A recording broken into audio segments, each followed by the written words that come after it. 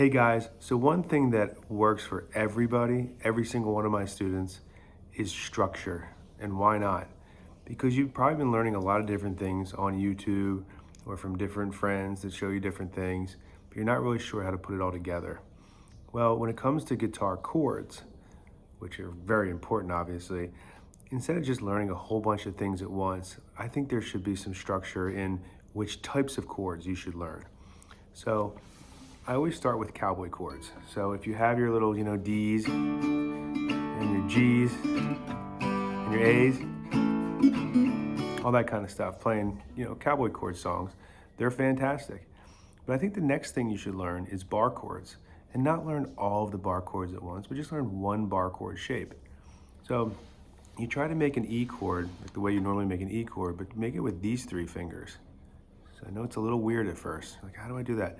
But then rest your finger over this piece right here. This nut is what it's called. And you lay it right here because what that's going to prepare you for is a bar chord. So if I move this entire chord up a fret, now I'm creating the whole end of our guitar here with our finger and still having that original shape that we had as an E, but not an E with these 3 fingers, but with these 3 fingers.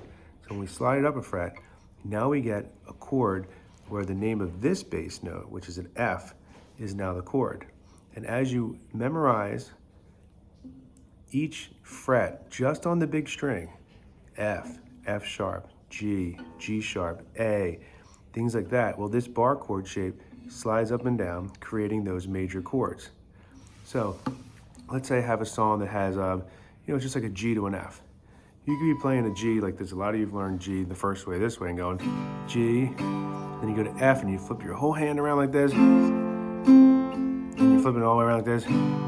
Okay, but then along the way you learn, well, maybe I should do the G this way with these 3 fingers, and now the 2 fingers in this little shape, a little easier to switch down to an F, right? G to an F, G to an F, but it still doesn't have like that low bass note of the F. So this is where you go into your bar chords. I can just go up to here and go G, go back 2 frets to an F. So if I'm going like this, I'm going G,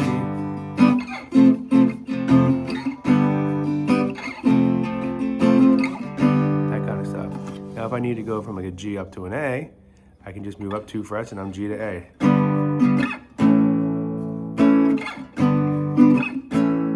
So the same shape, let's say I have an A, a G, and an F. And then you play your cowboy chords, like A, G, F, to the same 3 chords. So that starts to lead you towards playing bar chords up and down the neck. Then there are ways to make minor bar chords. There are bar chords where you, instead of having the root note on the 6th string, there's a root note on the 5th string. So you spend a little bit of time working on those bar chords, and you can play a million dead tunes. And I mean, really, just any song you'd ever want to play. With just major and minor chords up and down the neck. Now the next part of structure is how do you play movable chords like 4-string chords, triads, and that's where you're climbing the ladder and becoming more and more almost like a Bobby style, right? These different chord inversions. So let's say you're playing a little song like Cold Rain and Snow, which is just 2 chords the whole time, and you got this like D and an E. So it's like 2 chords. You're like, well, maybe you're getting bored playing those 2. Well, how do you play different versions of it? Well, this D right here is a triad shape. It can move up 2 frets to an E.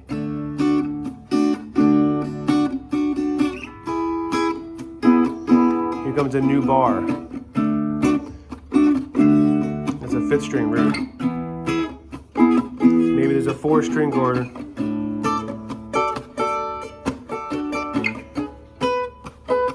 That kind of thing. So all of a sudden these 2 chords turn into so many different ways of playing them up and down the neck. And now this is a huge part of being a deadhead, is you're trying to play guitar your own way. You're not just going, well, what did the YouTube video teach me? What's the studio version? How do you play it? Chord structure essentially means I can play chords up and down the neck because I took the time to learn cowboy chords, bar chords, 4-string chords, triads, and then put all these different tools in your toolbox. That's how I say it to my students.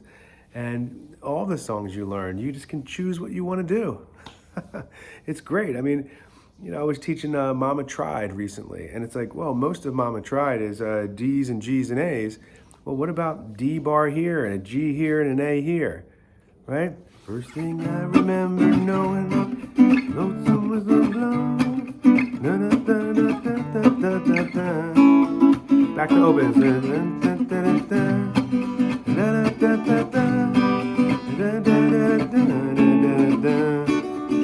That kind of thing. So, when I'm playing this song live with other musicians, I'm up and down the neck playing all different things while they're playing cowboy chords a lot.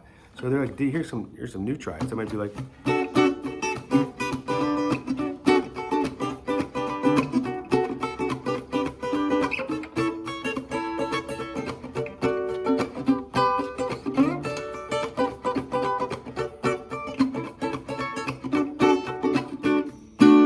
Almost sounds like a mandolin player, but I can have the real low end. I can have that low G, or I can have a G up here, or a G up here, or even up here.